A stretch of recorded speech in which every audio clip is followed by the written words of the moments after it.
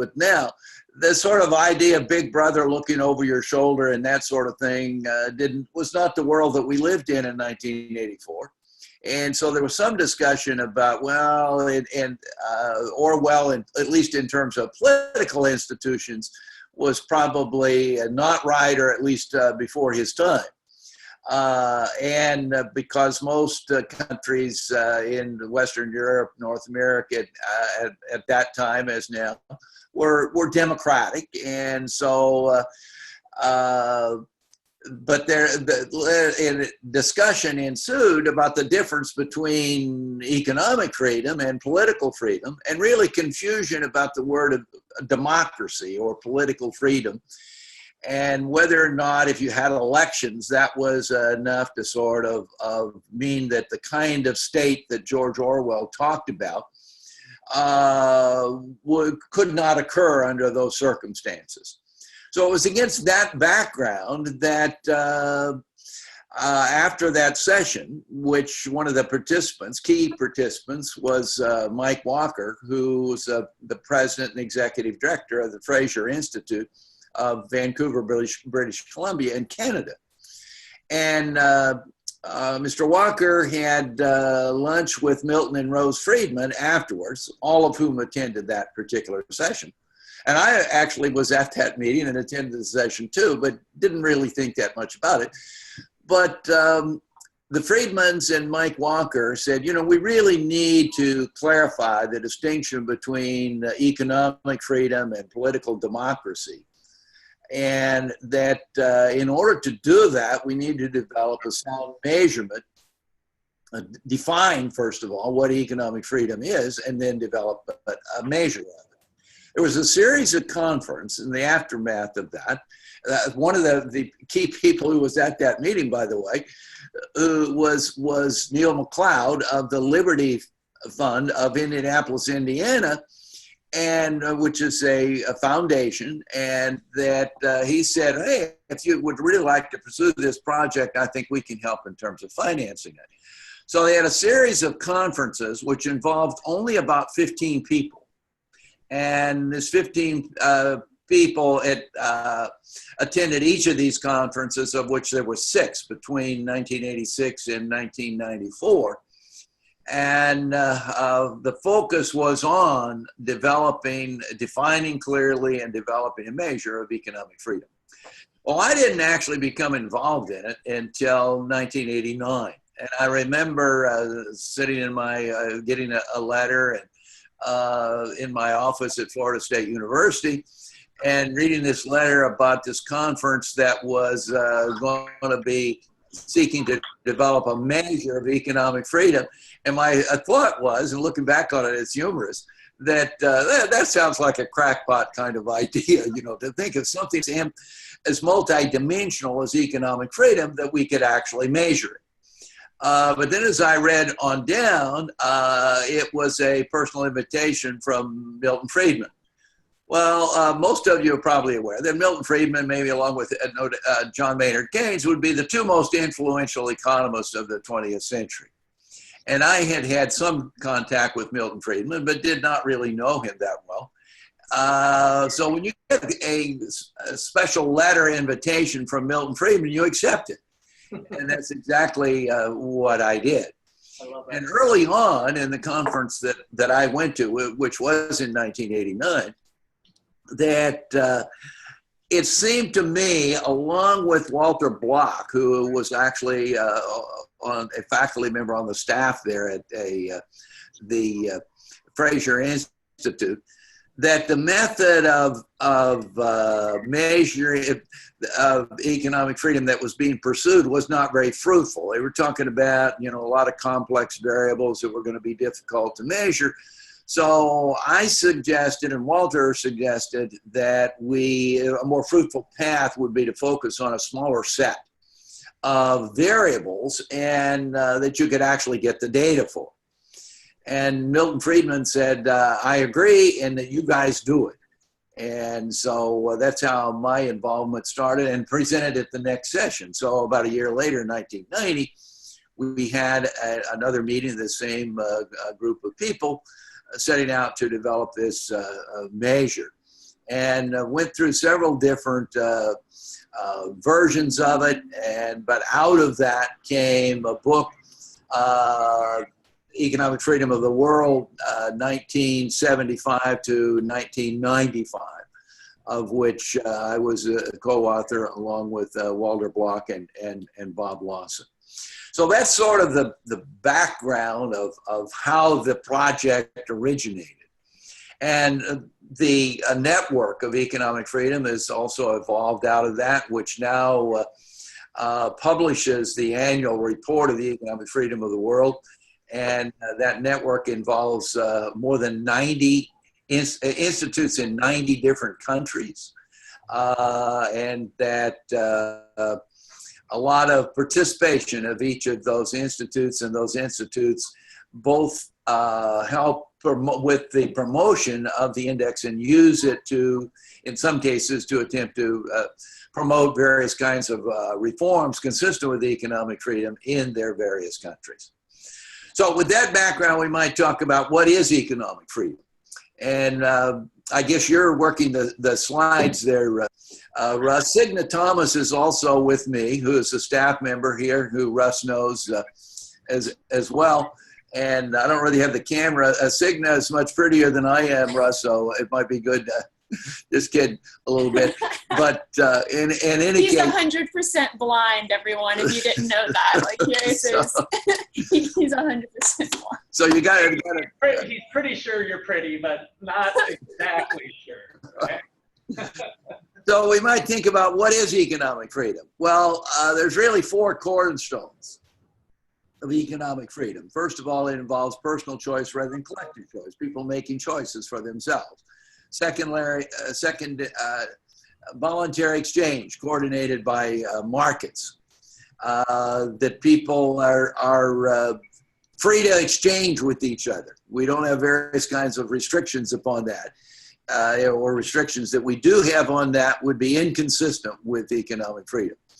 And thirdly, openness of markets. You ought to be able to enter in and compete in markets without getting permission, having to get permission from political authorities. We might want to say have some cases related to health and safety, but other than that there should not be any restraints upon people entering in, trying out their entrepreneurial ideas and see whether or not they'll pass the market test. And finally, personal the protection of property, private ownership of property, and a legal system that provides for the even-handed enforcement of contracts. So thinking of those four things as being the cornerstones of economic freedom, what would a country have to do? What kind of institutions and policies would it have to have in order to make a high economic freedom score? Well, it would have to do some things and refrain from others. It would be, in order to make an high economic freedom score, if you're going to rely mostly upon personal choice rather than collective choices, it's going to mean you're going to have to keep government expenditures and taxes at relatively lower levels. At least countries that have lower levels of government expenditures and taxes will get higher economic freedom ratings. It means that you would have to have a legal system that provides for this protection of property rights and even-handed enforcement, is independent of political interference, and you have rule of law present. It would mean that you have to have a monetary regime that results in something approximating price stability, because you tend to undermine this exchange process if you've got high and variable rates of inflation, for example. And in addition, I have a question for Russ. Russ, are you showing the slides right now on your end? You have those? Yeah.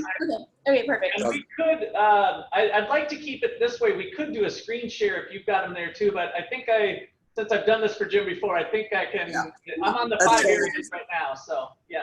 That's fine. That works good. And the only problem, Russ, with using slides is then when I get mixed up in terms of following, students will know it. But I cover well. Okay. So the things that it's important that it not do is establishing these restrictions upon exchange. For example, in the international trade area, things like tariffs and quotas, exchange rate controls that interfere with the ability of people to trade with others would be restrictions on trade. Countries need to refrain from doing that, and they need to refrain from establishing these entry barriers into the business. And so when the more of those entry barriers and the higher they are, the lower the country score would be.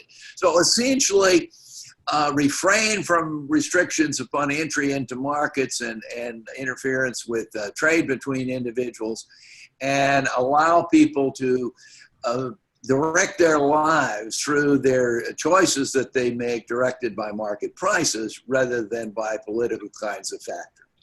So we set out with that background of being directed by these four cornerstones of economic freedom to develop a measure, and a little bit about the methodology and what the economic freedom of the world measure is today. Today, we developed a measure for 162 countries, that there's 43 different variables that enter into the index, covering 5 major areas, which I'll say a little bit about in a moment. That we have data for a little more than 100 countries that relates all the way back to 1980. So for 100 countries, you can obtain data for 30, almost 40 years now. And that we have, in terms of the way that the index is constructed, these 43 variables, we want them to be clearly defined and objective to the fullest extent possible and transparent. We don't want our value judgments to enter into the rating that any country gets. So that's why we focus on, to the fullest extent possible, using objective variables. And even when we do involve some use of survey data, that they're survey data conducted by third parties that would relate to various components of economic freedom. So if you can go to the Fraser Institute website and pull up the Economic Freedom Index, the 2019 report was actually released only about 6 or 8 weeks ago.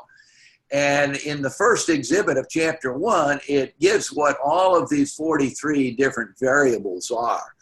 But for example, in the area of size of government, that if government expenditures, government consumption expenditures are larger as a share of total consumption, that then a country would get a lower rating. And we place all of these 43 variables on a 0 to 10 scale, where 10 means that you're a high level of economic freedom, 0 means a very low level of economic freedom. And so, for example, countries that had high levels of government consumption as a share of total consumption, their rating would be closer to 0. Countries that have lower levels, and we do make an allowance at 10% of government expenditures that had very close to 10%, that they would get a rating closer to 10. And similarly with regard to other variables, for example, marginal tax rates, how high your marginal tax rates are and the intervals at which they take effect. The higher your marginal tax rates, the lower your rating. The lower your marginal tax rates, the higher your rating would be. And in other areas like monetary policy, high rates of inflation would be associated with low economic freedom ratings. Access to how easy it is, for example, to establish a foreign currency bank account, because if you have your domestic currency is of uncertain value, another option would be to use a foreign currency. And so if it's easy to establish foreign currency bank accounts domestically or to establish them abroad, that you would get higher ratings in those particular cases. I've already talked about various kinds of trade restrictions, such as tariffs and quotas and exchange rate controls and the onerousness of clearing customs. All those things would restrict trade. And so countries that have more of those kinds of restrictions would get lower ratings. So that kind of gives you an idea of what the index looks like. One additional thing that we've integrated into it that we actually integrated only about 3 years ago is in some countries, they actually have laws that provide for different kinds of protection for men than women. And so we established a gender adjustment to the legal system area. So countries that have laws, for example, that make it difficult for women to work without permission of maybe a husband, in the case of a married couple, or that make it difficult for women to open bank accounts or own property or engage in business activities. Those kinds of things will reduce economic freedom of a sizable segment of the population, and therefore countries that impose those kinds of barriers are given lower ratings. So, and we're able to project those data back. Those data, by the way, are from the World Bank. They have a gender disparity index. And so we're able to use that data to make adjustment for differences in the legal structure as it applies to men relative to women. I had mentioned that there's 5 areas of the index, and Russ has probably flipped the slide to those 5 areas. The 5 major areas of the index are size of government, area 1, legal structure and protection of property rights, area 2, access to sound money, area 3, international exchange, area 4, and regulation of credit markets, labor, and business is area 5. So we arranged these 43 variables within these 5 major areas, in the areas where they would be most directly related to. And each of the 43 components has a rating between, countries are given a rating between 0 and 10, depending upon what their institutional arrangements are and their policies in those areas. And so we simply sum up the areas, the components within the areas, and then sum up the area ratings in order to get a summary rating. So a summary rating reflects all 5 of these areas, and it reflects the 43 different components. So that's sort of how the index is put together. So maybe with that background, we ought to look at some of the countries. But before we turn there, would it be wise to see if anybody has any questions at this point, Russ? Or perhaps you might have a question or something that you think I might have covered that I didn't. Any questions at this point? So I just did on the board while you were talking, I just kind of put the 5 areas just to show exactly what he was doing. So he was explaining some of the sub areas within each of these 5, gathered from external sources, kind of compiled into this ranking 10 area. So everything of the categories is on a 0 to 10. And then he just takes the simple average and gets a rating for the whole country. Right. When we see that single number, that is how it's compiled, and the simplicity of it, I think, is a neat thing. And it was blessed by Milton Friedman, so that's probably good too. That's right. Well, we want it to be easily understandable and that it can be duplicated. It was actually a very exciting time to be working on this project because you kind of felt like you were working on something that was really quite important. And we'll get to, I want to say a little bit about the importance of economic freedom as we proceed. But those of you who are economic students probably know that the national income accounts went back to the 1920s, and that there was a series of conferences of academics about how to measure total output of an economy. And Simon Kuznets, an economist at Harvard, was very instrumental in that. And we kind of felt something sort of similar. I'm sure those economists working on national income accounts in the 1920s would have recognized they were doing something that was really very important. And that we felt like we were, because and Milton Friedman was constantly reminding us, hey, we're developing a scholarly tool. And that what we want this tool to be utilized is to turn these kinds of arguments about, is socialism better than a market economy? Or what is the impact on economic prosperity and development of, would it be better that it's government directed or better that it's market directed? And of course, people have strong opinions on those, but we want to move it away from opinions to where you're talking about saying, okay, let's look at the evidence. So if we want to address the issue of, do market economies grow more rapidly or less rapidly? Or do market economies, as the income distribution in market economies, more unequal or less unequal than in government-directed kind of economies? Rather than people just expressing opinion, to actually look at the evidence. Well, if you don't have a measure of the extent that different countries rely upon markets vis-a-vis rely upon the political process, and in one ways you could sort of think of this index as being running from very low scores being basically government-directed socialist type economies to very high scores, meaning that they're market-directed type of economies. And so it allows you to objectively look at this. And that's really what the development of this index was all about. And I'm sure Russ has stressed to you the importance of the scientific method and thinking about it. Okay, how do we go about testing these things? Well, if you don't have a measure of economic freedom or the extent that countries are relying upon markets vis-a-vis the political process, you're not in a good position to address these sort of key issues that can be very divisive and are very divisive. So that was a major objective of the development of the Economic Freedom of the World Index.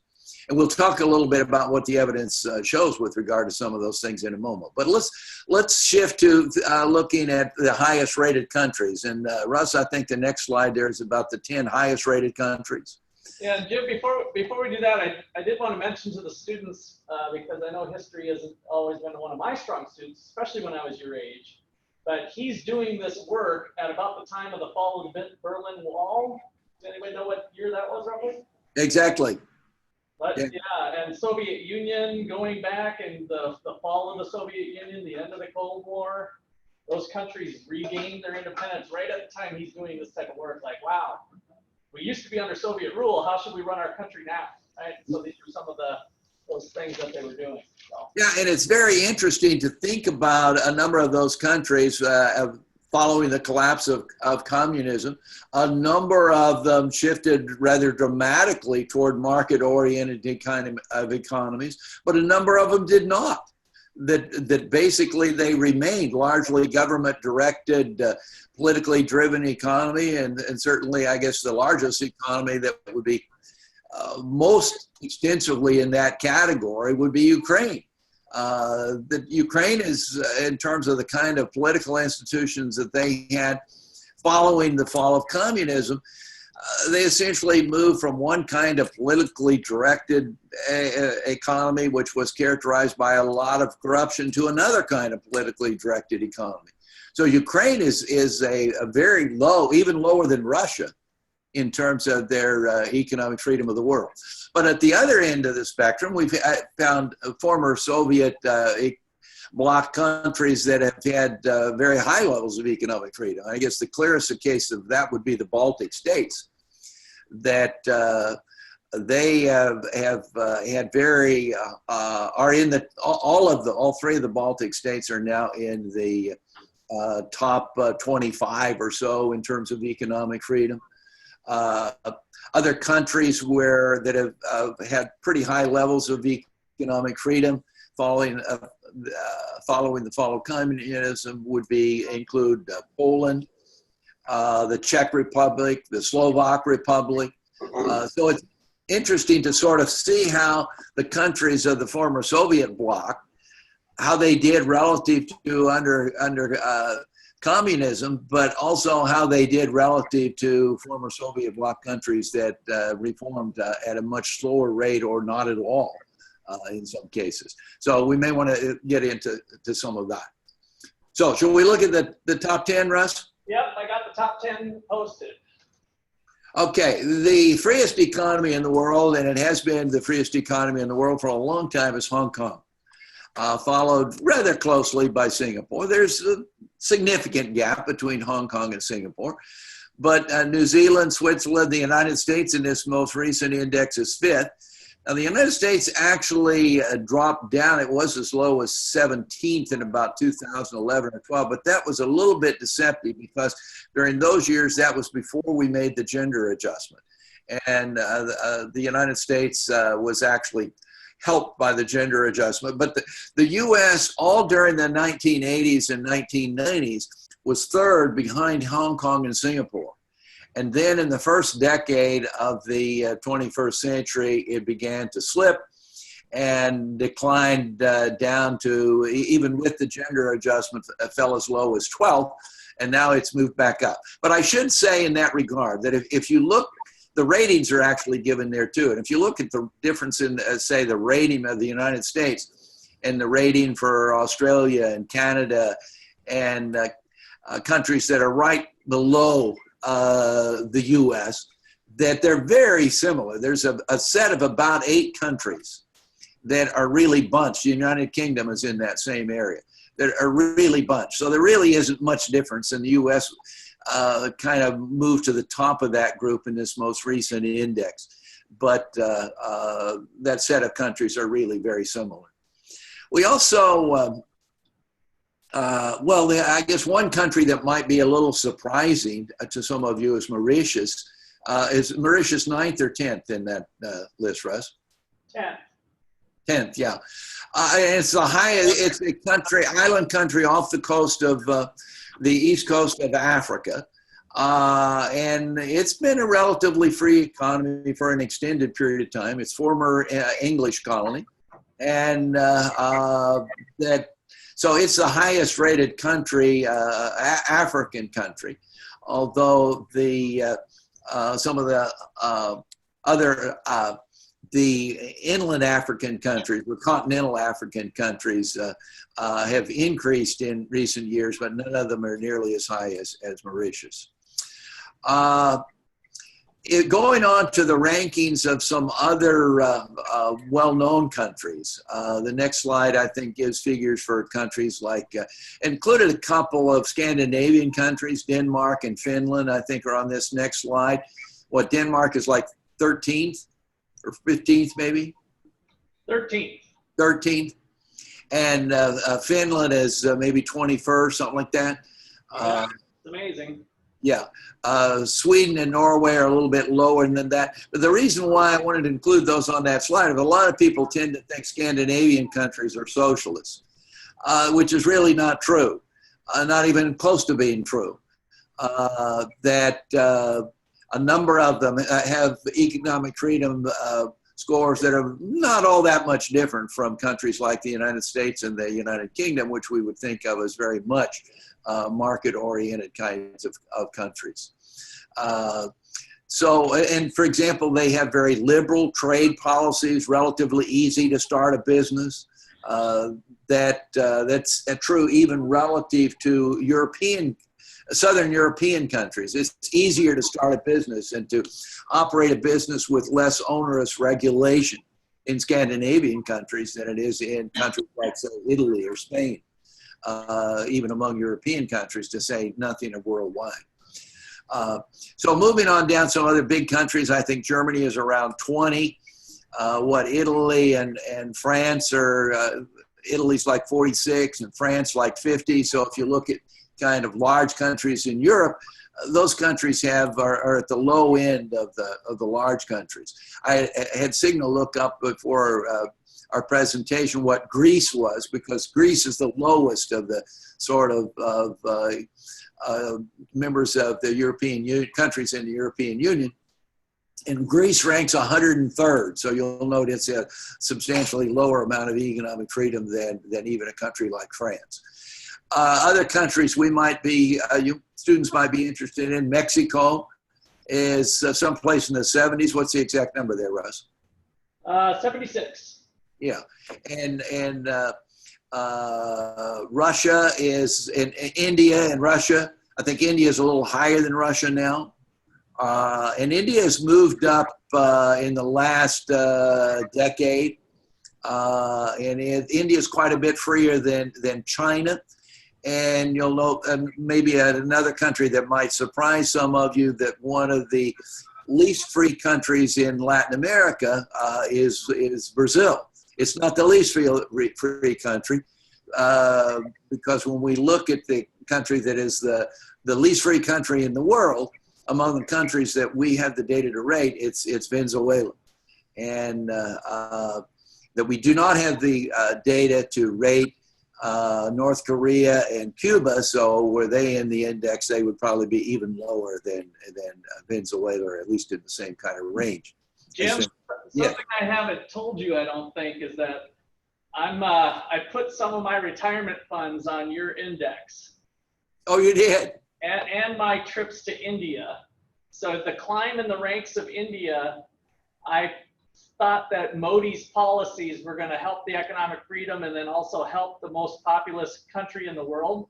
Right. And so I went out and purchased, obviously I didn't bet the farm, being a good economist that I am, but I put a significant amount of money on the Indian stock market. So that's all in India. There's other mutual funds that are like developing countries where there's going to be a mixture of China and India. Right. I actually was able to purchase India-only equities. And so I put it into 4 different funds in India. And so far it's been pretty flat, but I'm in it for the long term. So I'm hoping that they'll continue to climb the ranks. Well, that's another interesting application of the economic freedom of the world data. I hope no one put any money in Venezuela in recent decades. Very definitely. Turning to the bottom 10, it's a kind of interesting list. You'll note that there are a lot of African countries. The Democratic Republic of Congo is in that area. I think maybe the Republic of Congo may be in the bottom 10 as well. But interestingly, the bottom 5 there, I know Libya's in that group, Algeria's in that group, against, of course, Venezuela in the group. But all 5 of those countries at the very bottom of the Economic Freedom of the World Index are oil exporters.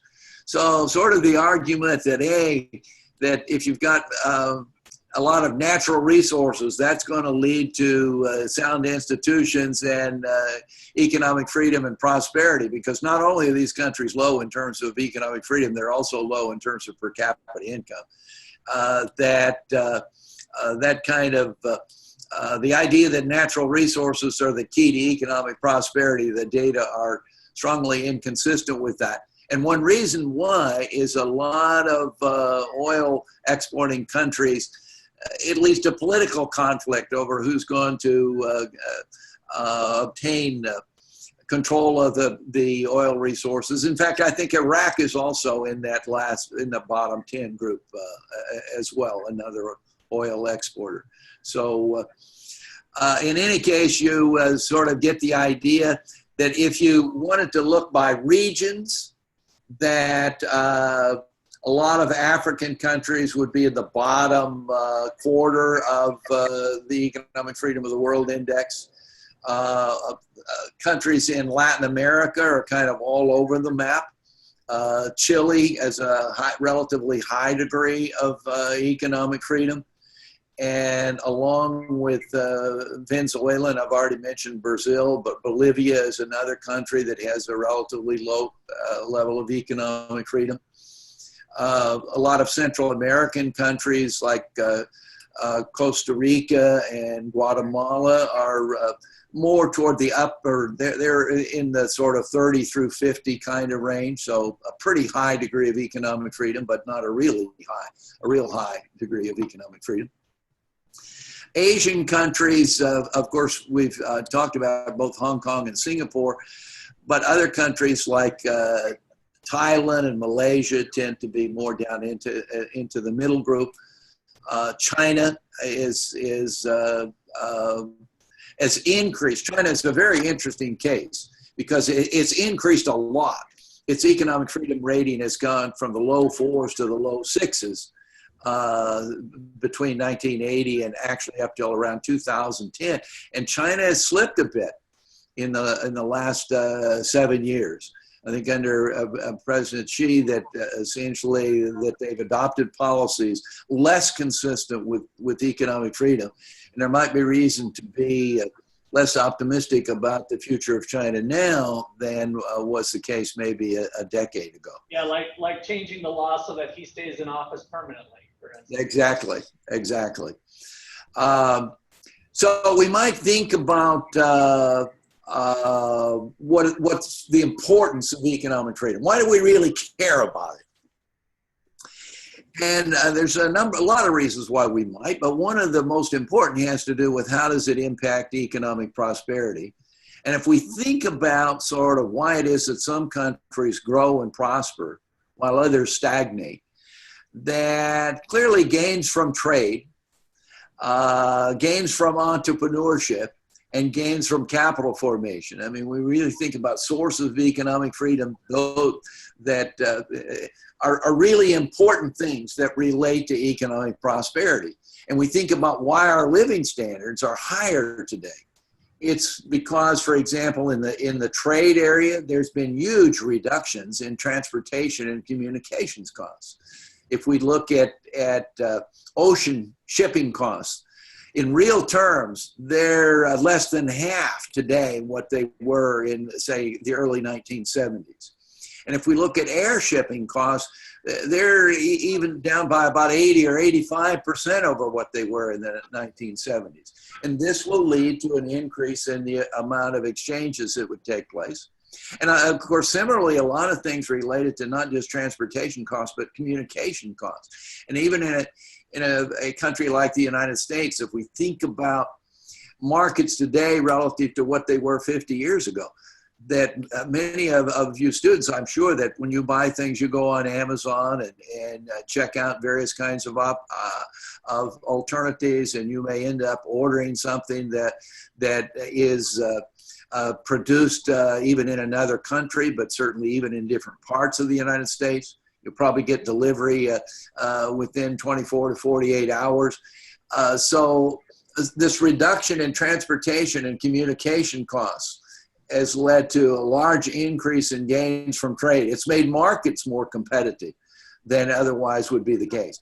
And in terms of the international side of it, it's resulted in the integration of a number of countries into the world market network, and particularly those countries that are in sort of the upper half of the economic freedom of the world index rating. And then, of course, entrepreneurship. I mean, one of the things I loved about our morning meeting is the entrepreneurial program that the business that they're starting at in that Arizona campus, Russ. That was really quite interesting. Yeah, that is. But again, it's entrepreneurial kinds of activities and these discovery of lower cost methods of production or new goods and services that people value highly relative to cost. Sometimes those are relatively minor modifications. Sometimes they're major modifications. But all this relates to, if we think about why our living standards are so much higher today than they were even 50 years ago in the United States, or even maybe 20 years ago, that it has to do with products, and at least to a large degree, products that weren't even available 20 or 30 or 40 years ago, ranging from iPhones to Zoom connection hooks up and Skype and things of that sort, which allows us to have much more interaction and achieve higher living standards than otherwise would be the case. Capital formation, of course, we emphasize that in economics as being an important element of increasing the productivity of resources, labor resources in particular, and leading to higher earnings and higher living standards. But without economic freedom, you see, if we don't have protection of property rights, that you're not going to have that trade take place. You're not going to have that entrepreneurial kind of activity take place. That is the key to transforming resources into goods and services that are more highly valued than what was previously the case, and therefore the key to these higher living standards. So our expectation was that countries that would have higher degrees of economic freedom would also grow more rapidly and achieve higher per capita income levels. But we didn't really know that at the time our focus was simply on measuring economic freedom. And there's nothing in the economic freedom, none of the components in the economic freedom of the World Index guarantees that you would have either rapid growth or a high income level. So it allows us to test that proposition and look to see how economic freedom impacts income levels and living standards and quality of life. And so the last sort of set of slides here relate to that issue, Russ. So I think the first one is on per capita income. Yeah. And we divide the world, those economic freedom ratings, into quartiles, ranging from the highest quartile, that would be roughly with 162 countries, about the 40 countries with the highest economic freedom rating, and then the second quartile would be those between 41 and 80 and so on, and look to see what the what the per capita income level is in those different countries. And you'll note that the most free quartile has a per capita income average of around 36,000. And the least free is about 6,000. So it's a factor of about 6 times higher. Now, of course, per capita income reflects what's gone on over a longer period of time. And we also, I don't know that there's a slide on this, I think maybe there isn't, but we also looked at growth rates of the highest quartile relative to the lowest quartile, the intermediate. And yet there's also a very strong relationship between economic growth. And in general, economically free countries grow at an annual rate something in excess of 3%, whereas the least free countries grow at around 1%. So 3.5% times higher growth rates, as well as these higher income levels.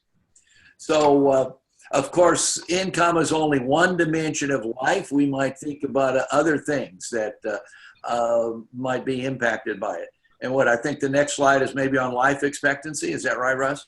Yes. And here you look at the life expectancy of the freest economies, and I think that's just under 80, and the intermediate countries, groups, but you'll also see the least free is about 65. So one of the things that, if you live in an economically free country, one of the benefits of it is about 15 additional years in terms of life expectancy. Now, how important is that? That probably, it essentially means that you're going to have the opportunity to see your grandchildren and even see the development of your grandchildren if you live to be 80, rather than if you live to be only 60 or 65. So while there are certainly other dimensions to quality of life other than life expectancy, but certainly that is an important one. The next slide, I think, has to do with poverty rates, Russ, is that right? Yes. So we look here at the poverty rate. There's 2 measures of poverty rate. Both here are the measures of the World Bank criteria, where they define the extreme poverty as having a income per day of $1.90 a day. So roughly $700 a year. If your income is less than that figure, you're classified as extremely poor. The moderate poverty rate by the World Bank standards measured, this is by the way in 2011 dollars, is $3.10 a day. And so if your income in that particular case would be, what, about $1,100 or so? No, it would be more than that, 3 times, yeah, that would be, I guess, about right. And Dr. Gwartney, this does mean that if these guys bought a Starbucks this morning for $5.19, this has been adjusted for purchasing power parity. They literally just drank double what some people are making in a day. Is that correct? In a day. Some people's daily income. It's income per day. Did I say decade? I didn't mean. No. I was just trying to emphasize the point. No, you said it perfectly. But. No, exactly right. And so that would be the moderate poverty rate. And if you look at that moderate poverty rate, I believe the moderate poverty rate in the least economically free countries is roughly 40%. Am I right about that, Russ? Yes, 43%. The moderate poverty rate. So you got 40% of the population in that bottom group of least economically free countries that are living on an income of less than $3.10 a day. So your Starbucks latte is really about 50% more than that daily income. Yeah. In those, that results in a moderate poverty rate of which 40%. Now, if you look at the moderate poverty rate by contrast, in the most free economic countries, the moderate poverty rate is around 5%. The extreme poverty rate around 1.8% in the most economically free countries, whereas in the least economically free, the extreme poverty rate, was a little less than 30%, is right at 30%? Yeah. So a huge differential here. So one of the things, if you think about why does economic freedom matter, it makes a huge difference in terms of moderate and extreme poverty. And that for the most part, extreme poverty is virtually totally absent in the most economically free countries. A country where this made a huge difference in terms of reduction in the extreme poverty rate in the last, since 1980, is China. I mentioned that China has a very substantial increase in economic freedom since 1980, and particularly from 1980 to 2010. The extreme poverty rate in China fell from something like 80%, roughly 80% in 1980, to its single-digit level in China today. So a huge reduction in extreme poverty, moderate poverty. Moderate poverty was about 96% in China in 1980, which is to say basically everybody was living on an income of, in 2011 dollars, of what would be less than $3.10 a day. And today that figure is down around 15 to 17% in China in terms of the moderate poverty rate. India, as Russ, as you're probably aware of, the major reforms in India took place about a decade later than they did in China. And if you look at the economic freedom of the world data for India, India would have a very low rating on through the 1980s, and up until the mid-90s, it started to rise. And the economic freedom of the world rating in India has increased quite substantially since the beginning in the mid-1990s. And the poverty rate in India has declined by a huge amount, like China, but starting about a decade later. So I wanted to ask the classic question here. In the United States, does this mean we have 5% of moderate poverty people? We got a lot of people in the United States living on $3.20 a day. So is that 5% of the United States population as well? What do you guys think? Do you think 5% of the people that are walking around are making $3.20 a day in the United States? No way. No, we basically don't have any poverty in the United States. I just wanted to point that out. Via this name. Standards. Yeah, exactly right.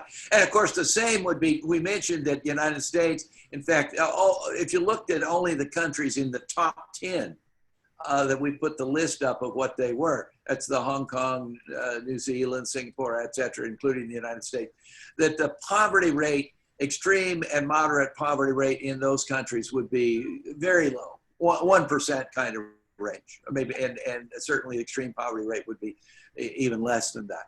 And No. so the other thing that I might add to that is that after I've dug more into the index, you start to see countries that aren't real rich right now, like Guatemala is in that most free category, Right. but yet they have some high rates of poverty. And so remember, this is averaging about 40 countries in here. And so this is such a long-term perspective that hopefully that'll kick in over the years in places that have adopted more economic freedom type policies, that it'll be maybe 10, 20 years down the road before we really start to see some of those jumps. Yeah, exactly. And one of the things that, I mean, it's really a good point, because some of those countries, particularly moving into the top quartile, have had a substantial degree of economic freedom only in recent years. So it takes time for even economically free economies to grow and grow more rapidly than otherwise would be the case, and narrow the income gap. So essentially, with the passage of time, we can expect that these differentials between the countries that have moved into high levels of economic freedom, the income gap between those countries and, say, the high income countries of Western Europe, and even high income countries like the United States, that they're growing more rapidly and going to narrow that range. One of the most fascinating things that I've been involved in recently, using these data to some degree, is looking to see what the impact is of changes in institutions and change in the volume of international trade and change in demographic factors, and in particular the share of the workforce in the prime age over the last 50 years. And we're in the midst of a second economic revolution. As by second economic revolution, I mean, everybody knows the Industrial Revolution, and after having going century after century where essentially incomes were unchanged, beginning around 1800, that we began to, a number of countries in the world began to experience economic growth and higher per capita income levels. But interestingly enough, that was not a huge share of the world. And Russ, I don't know whether you and I have even talked about this, but it was only about 15% of the world's population, but say between 1800 and 1950.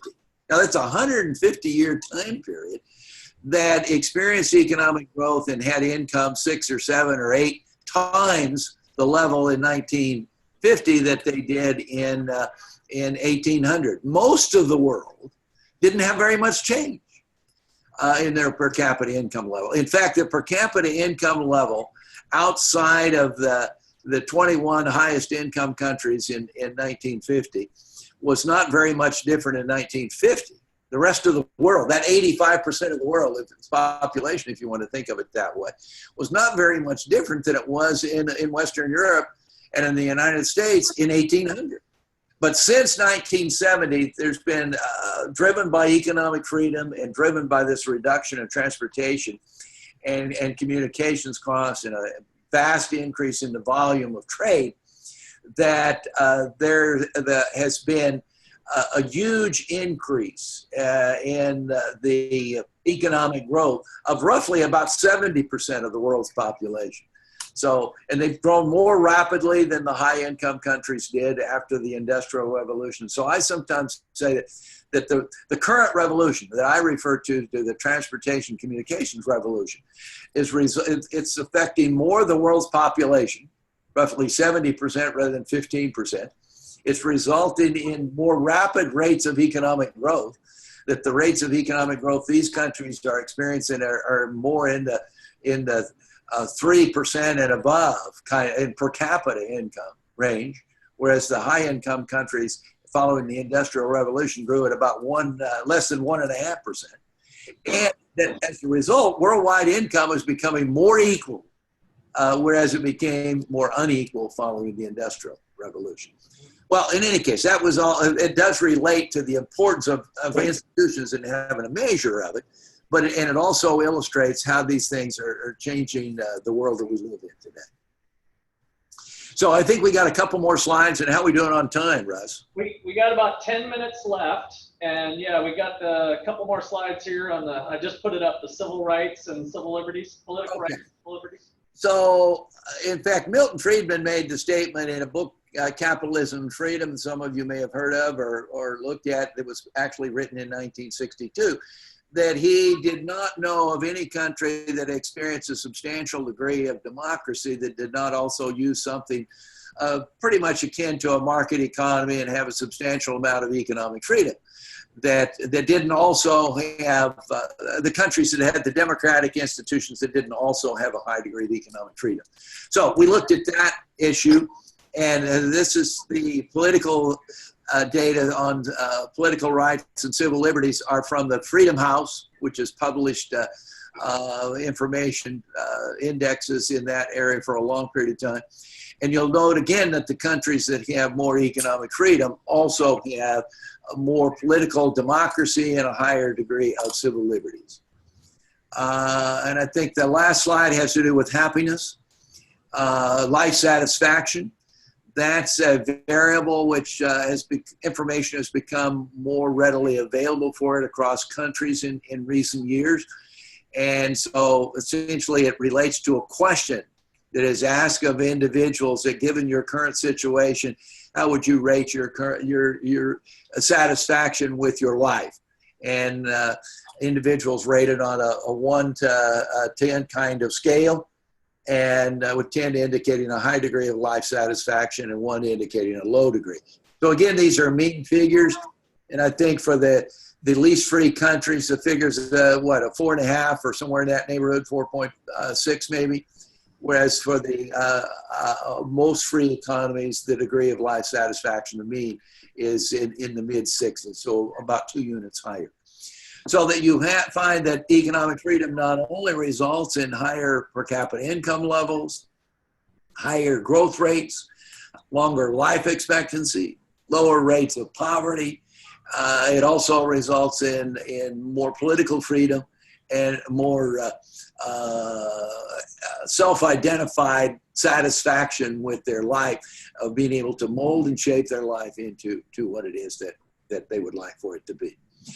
So we have a few minutes that I hope the students understood most everything that we were trying to communicate, but also it'd be great if they had some questions. So shall we go to that, Russ? Sure. JC? Does laissez-faire mean complete economic freedom, and are there any reasons to limit laissez-faire? So he's talking about laissez-faire.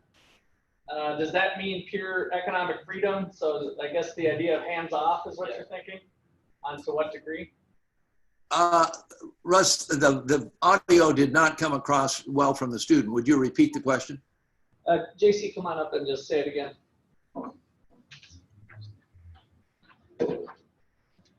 Does laissez-faire mean complete economic freedom, and are there any reasons to limit laissez-faire? Does laissez-faire mean complete economic freedom? I mean, economics indicates that there are some things that are going to be difficult to handle through the market.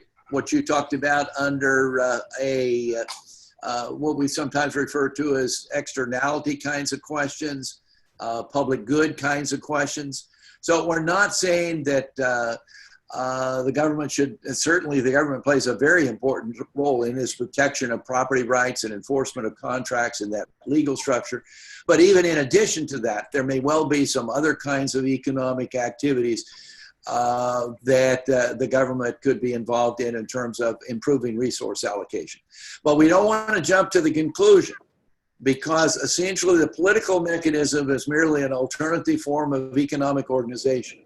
So even though you have defects, less than ideal economic efficiency under market organization, it does not follow that the political process will necessarily make things better, necessarily improve the situation.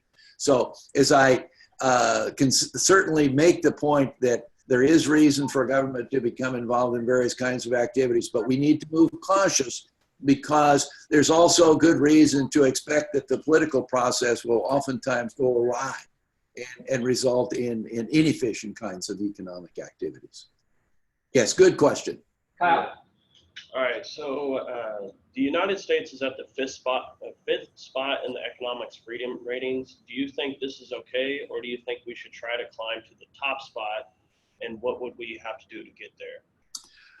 Well, I don't necessarily, in terms of saying, hey, we ought to be number one. That's not really a big thing with me. But I do think that there are areas where we could certainly improve economic freedom and that we would be able to experience higher qualities of life if, in fact, we went down that route. In terms of specific things that we might do, I mean, I think in the regulation area, one of the things that came up in a class that I teach here is someone said, well, what really could we do that would improve economic freedom and eliminate some of the sort of cronyism that is present throughout the United States? And one thing that I would have no doubt would improve both economic freedom and improve our quality of life and improve the operation of government is if we had a constitutional amendment that said that federal, state, and local governments cannot establish any entry restraints into any market for any reason other than health and safety reasons.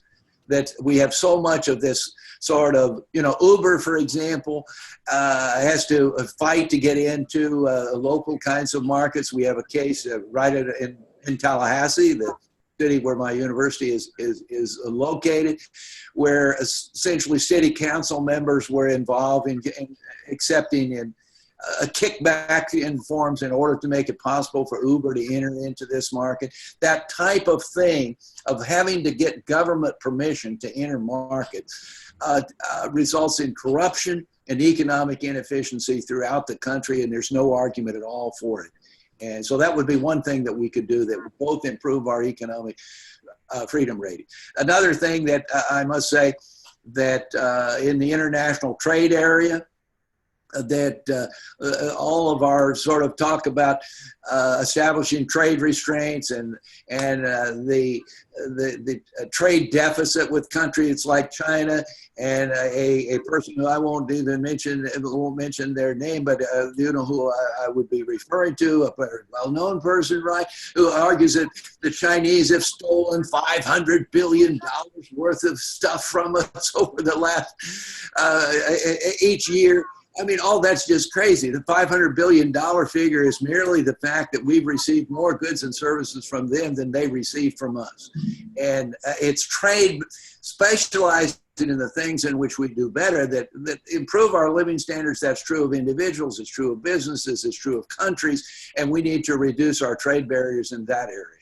I mean, I would be in favor of the United States immediately moving toward free trade, eliminating all of our tariffs and all of our quotas and various kinds of restrictions, and we would be better off as a result of it. So those would be a number of examples. So I'm arguing that they would improve the quality of our life. They also might result in us moving up toward number one, but that's not why I would, that would not be my primary argument for it. Okay, I probably told you more than you really wanted to know. Thank you, good question. We have time for one more or not, Russ? More, yeah, tiny. What is your long-term vision for the Freedom Index going forward? What's the long-term, what was that? Vision, what's your long-term vision for the Freedom Index moving forward? I would say, well, first of all, to continue developing an accurate measure of variation in economic freedom across countries and across time. I mean, that's what this project is all about, and that is our primary focus. Now, we do have cases, as I mentioned, we have institutes in 90 different countries that play a role. And we have sometimes those institutes invite us, I'm not so much directly involved in this, to come in, do an evaluation of their current institutions and policies, talk about what they might do, how they might go about increasing their economic freedom. And there have been cases where countries have asked us those kinds of questions, and we provided them with information, and that they have moved toward economic reforms. And we're happy about that. One country, two countries where that's been the case are Georgia and Armenia, both former Soviet Republic countries. But in an earlier time period, the Slovak Republic, our institute played a key role there in terms of following political strategies to increase economic freedom. So we are the Fraser Institute and people associated with the economic freedom, particularly the institutes in our network, are involved with some of that. But from my standpoint, the vision is that it continue to be an accurate measure of economic freedom that can be used to for scholarly purposes and as kind of a benchmark, at least giving countries an idea of where they have weaknesses and things that they ought to do. And I must say that, you know, as a graduate of Ottawa and sort of going on, I went to graduate school at the University of Washington, but it's heartwarming to me as I sort of think about my participation and the opportunity that I had. And had it not been for the impact of people like Wayne Angel and Sherwin Snyder on my life, I would not have had this opportunity. And you've got equally great professors. We heard from some of them at our meeting earlier today, Russ, that are currently in Ottawa. Take advantage of it and build on that kind of foundation. It's an exciting time to be alive. There's never been a more exciting time to be alive than today. All right, well, let's give a hand to Jim. Thank you, Jim. That was wonderful, as usual. And I guess we need to get back to that other meeting, or I do at least. I don't know if you're skating out on the rest of it or not, but I really got some other things that I had planned. So unless you think it was critical that I get back to it, I think I'm going to. Yeah, I think that's fine. Yep, we're glad you were able to join us earlier, and of course here today in the classroom. So thanks again. Thank you, Russ. Thanks, Russ. Bye, Signa. Bye. Okay, class dismissed. Here.